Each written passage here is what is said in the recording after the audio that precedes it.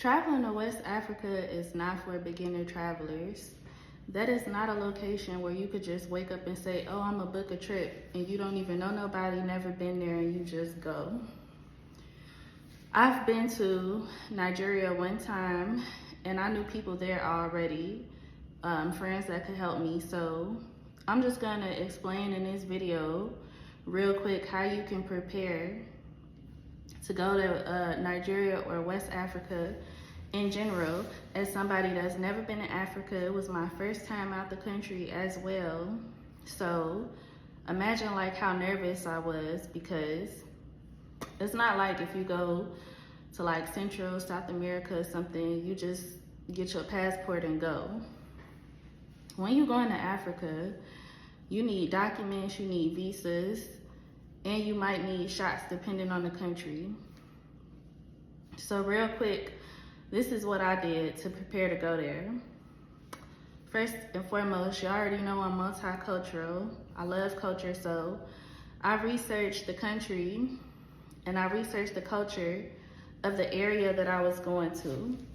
Now you want to be specific down to the region that you visited in Africa, because there's multiple tribes in every country.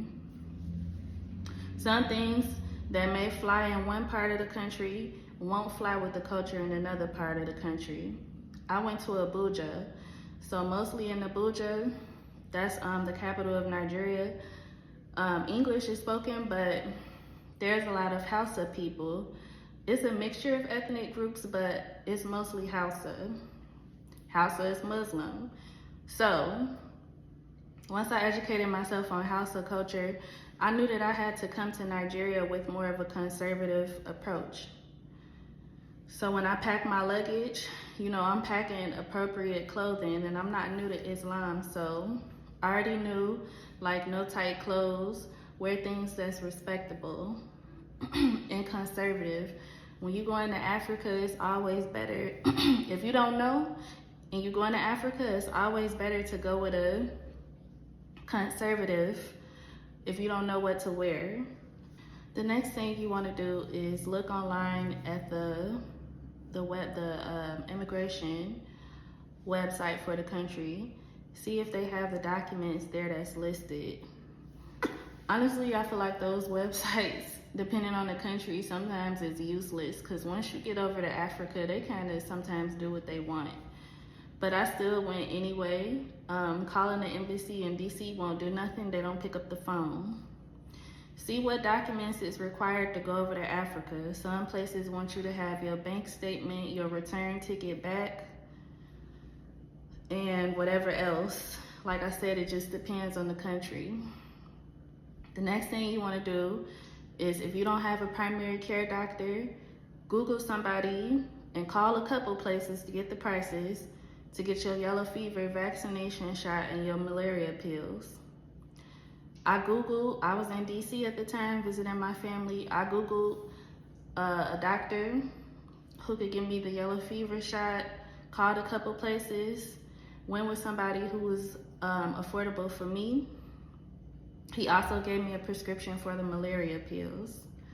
So we got that out the way.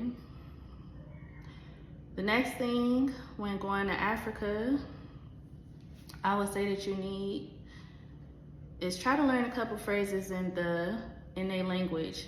Because if you just go over there with the American mindset where just because they speak English, you're entitled to people speaking English to you, you want to be compassionate about the culture and respectful to the culture that's already there. So I learned a couple Hausa phrases before I even got there. And people warm up to you, even if you say one small thing in their language. Lafiya or Benchi. I'm kind of losing it because it's been a while, but I'm gonna make a 3-part video about my experiences in Nigeria, and I flew Ethiopian Airlines, so that'll be coming up next. But to sum this video up, literally, I did not do as much as you would think. I just checked out the culture, so I know what to wear, how to talk to people, when I got my yellow fever vaccination and my malaria pills. And I checked out what documents was needed once I got over there, and I prepared it. So really, that's just 3 things.